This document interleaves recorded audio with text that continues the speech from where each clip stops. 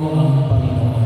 At sumunod Ang mabuting balita ng Panginoon ayon kay San Lucas. papuri sa iyo, Panginoon. Noong panahon noon, naroon sa templo ang isang propetang babae na ang pangalan ni Ana, anak ni Fanuel na mula sa lipi ni Aser.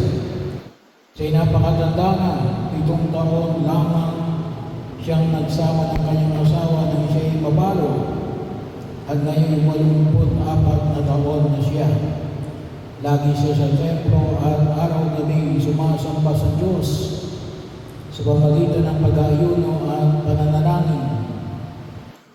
Siya ng oras din yaon at nagpasalamat sa Diyos.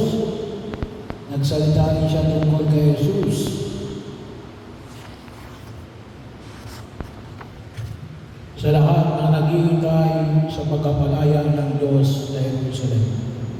Nang may sagawaan ng mga magulang na Jesus ang lahat ng bagay ayon sa kautusan, bumalik na sila sa kanilang bayan sa Nazareth, Galilea.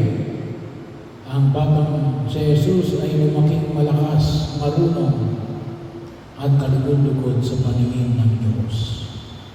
Ang mabuting balita ng Panginoon. Pinupuri ka namin, Panginoon Yesu Kristo.